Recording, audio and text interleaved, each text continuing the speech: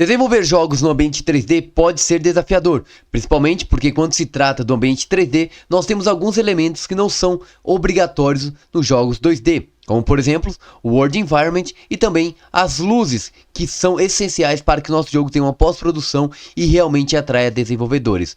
Falando de Godot, nós podemos contar com algumas luzes específicas e também com métodos para fazer com que essa luz seja melhor portada e otimizada em nossos jogos. Estamos falando do Voxel GI e do Lightmap GI. E é isso que nós vamos falar nessa curta série acerca de luzes aqui na Godot. Fala pessoal, eu sou o Clécio, sejam bem-vindos de volta ao nosso canal. E como dito na introdução, nós vamos nessa minissérie falar de luzes aqui no desenvolvimento de jogos 3D. Antes, porém, eu quero te convidar a se inscrever aqui no canal caso ainda não seja inscrito. Deixar aquela meia luz like que me ajuda demais e faz com que o YouTube recomende este vídeo e o nosso canal para outras pessoas. E também, se você puder e quiser e se não for te atrapalhar, considere nos apoiar através da chave Pix que eu vou deixar aqui na tela. Você me ajuda assim a trazer mais conteúdo e também continuar com essa minissérie agregando conteúdo 3D aqui para você e para a comunidade Godot de modo geral. Sem mais, vamos para o vídeo!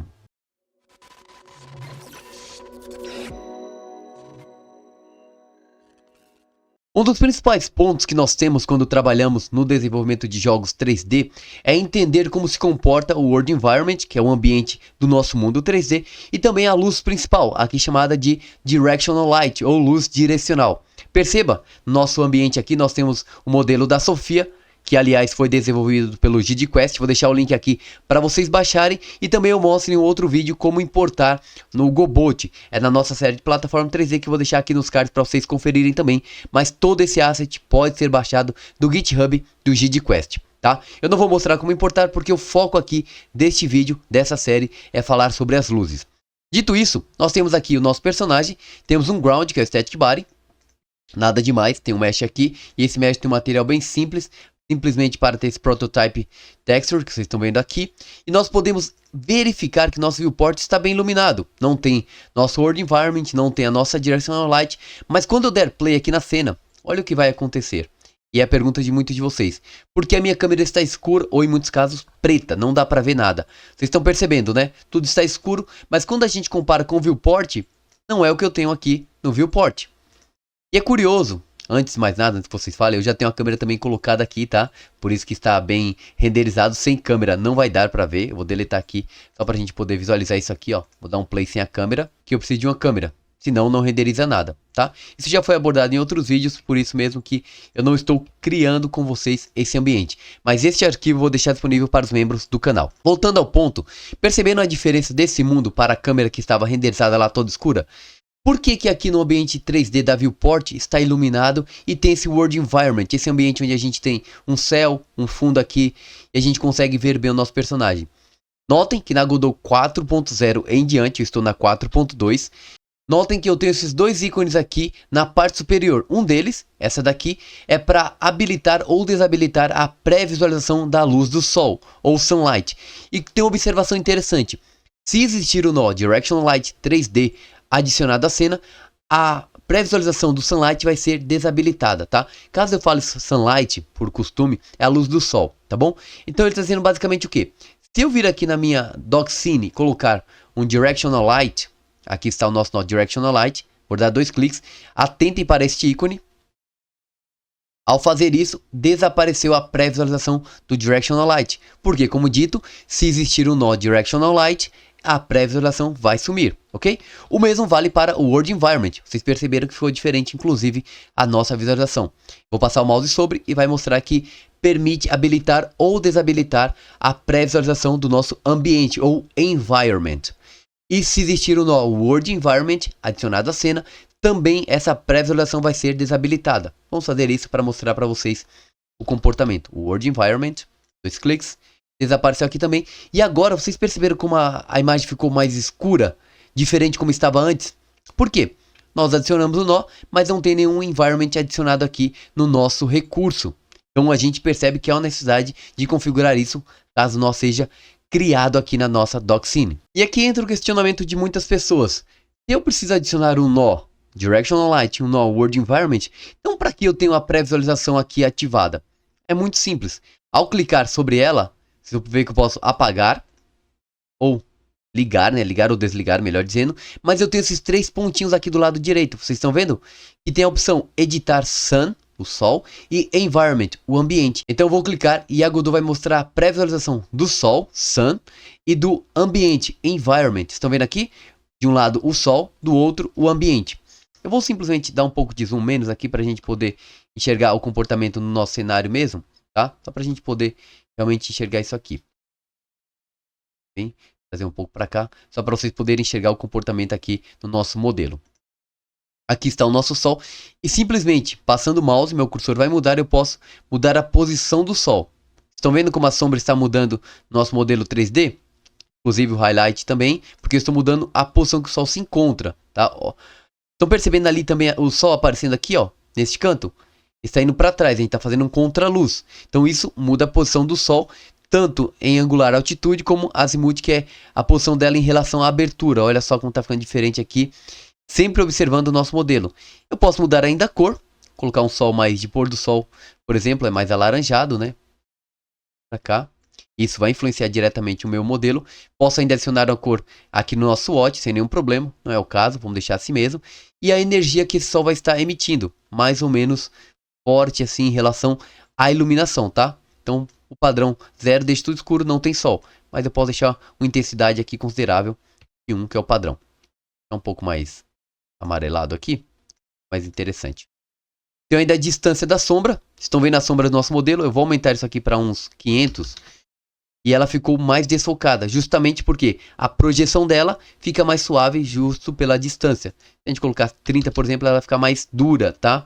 Ou aquela sombra mais seca.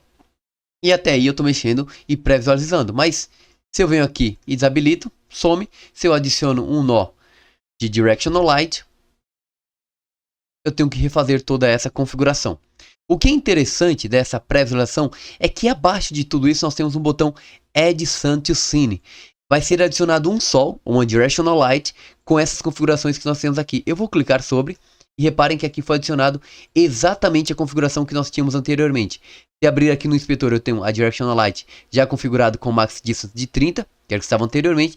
Óbvio, eu tenho mais opções do que naquela pré-visualização. A luz está aqui. E eu tenho também a sombra também configurada como eu tinha colocado lá no nosso editor de pré-visualização. E o mesmo vale para o nosso World Environment. Vou clicar outra vez aqui. E agora vamos trabalhar o nosso Sky, a parte de cima, clicando sobre. É um pouco mais claro e mais azulado. E vou clicar no Ground, deixar um pouco mais claro também. Fez assim para ficar um pouco mais azulado também, acompanhar o nosso céu. E a energia do céu, mais ou menos incidência. Isso aqui influencia também a nossa luz, tá? Porque vocês sabem que quanto mais luz do céu, isso vai gerar, vai influenciar diretamente a nossa luz do ambiente também. Vocês podem perceber sempre no nosso modelo aqui ao lado. E as opções de pós-processamento, nós temos o brilho. Posso ligar ou desabilitar. Vou deixar ligado só para vocês visualizarem. Temos o Tone Map, que por padrão vem no Filmic. Vou mostrar para vocês. Ambient Occlusion, que é AO. Posso ligar isso. O que é Ambient Occlusion? A gente não consegue visualizar bem porque só tem um personagem, mas quando tem objetos na cena, a oclusão do ambiente vai fazer com que as sombras fiquem escondidas de acordo com a passagem ou não de luz, tá? E temos o Global Illumination, que é o DI. Vou clicar aqui também. Ele vai demorar um pouquinho para renderizar isso. Pronto. A Global Illumination é uma iluminação global e é dinâmica também. Eu vou deixar tudo habilitado e clicar em Add Environment to Scene. Vou adicionar aqui o nosso nó World Environment, que ao clicar eu posso clicar novamente aqui no recurso e ver todas as opções. Perceba que cada uma delas tem um change, uma mudança, e todas as outras que não foram habilitadas na pré-visualização. É muito legal isso porque ele trouxe o que eu estava pré-visualizando sem precisar configurar o nó do zero. Então tudo está aqui diretamente configurado, e se eu testar agora, sim, eu vou conseguir visualizar bem a câmera com a configuração que eu fiz anteriormente. Perceberam? Olha só que legal. A sombra também é dinâmica, a gente consegue perceber aqui que está influenciando diretamente o nosso modelo da Sofia. E nada impede, claro, que eu venha aqui no inspetor, selecione e faça mudanças. O Tone Map, por exemplo, eu não gosto muito do Filmic. Um exemplo, eu gosto do Aces. Então posso mudar para o Aces, ele acentua um pouco mais o detalhe de sombra, tá? A gente consegue visualizar melhor isso aqui também. Vou pegar esse detalhe aqui para vocês verem a diferença do Ace, o Filmic. Estão vendo como ele dá uma valorização às sombras? Temos o Reinhard, que é um pouco mais opaco. Mas entre os dois eu prefiro o Ace. A gente consegue trabalhar também a exposição, mais exposto, ou trabalhar também o branco e diminuir um pouco como isso vai influenciar, ficando até negativo, uma coisa meio sombria, né? Não é o nosso caso aqui. Temos aqui o nosso ambiente já configurado e podemos fazer as edições tranquilamente, claro, abordando cada uma dessas outras configurações também. É claro que todas essas configurações elas vão influenciar e ser influenciadas diretamente também pela nossa luz. Por exemplo, eu vou voltar aqui na nossa luz, tá? E dar uma olhada aqui em Light e verificar que ela está no modo de Bake Dynamic Voxel DI ou SDF-DI. Estão vendo aqui? Tem a opção ainda para estático, que é o Voxel DI, SDF DI e Lightmap DI. Depois eu vou explicar cada uma dessas siglas, não se preocupem. Mas isso influencia como a parte do Bake vai funcionar. E também a parte de sombras.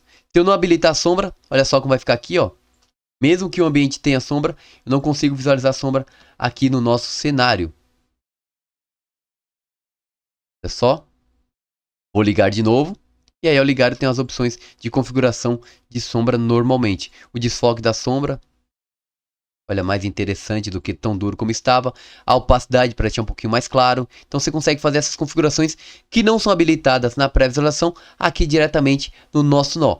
É claro que isso é apenas o começo do nosso ambiente, porque eu tenho que trabalhar os modos Voxel DI ou Lightmap DI para que as nossas luzes sejam devidamente baked ou pré-assadas, tá? Na tradução livre, para a gente entender que isso é uma forma de otimizar o nosso cenário 3D. Só que o Voxel DI e o Lightmap DI a gente só vai ver no segundo e no terceiro episódio dessa série, tá bom? Então essa introdução de luz aqui na Godot 4.2, trabalhando com luzes no ambiente 3D. E se você chegou até o final, eu quero que você comente aqui para nos ajudar no engajamento, #Godot Lights. Assim eu sei que você assistiu o vídeo até o final e eu sei também que você está ansioso para o próximo vídeo dessa série, onde a gente vai trabalhar o Voxel DI e entender como ele se comporta e também o Lightmap DI no próximo episódio. E se você chegou até o final e ainda não é inscrito, considere se inscrever aqui no nosso canal para nos apoiar e fazer a comunidade Godot crescer cada vez mais. Quero também agradecer a cada um dos nossos membros do canal.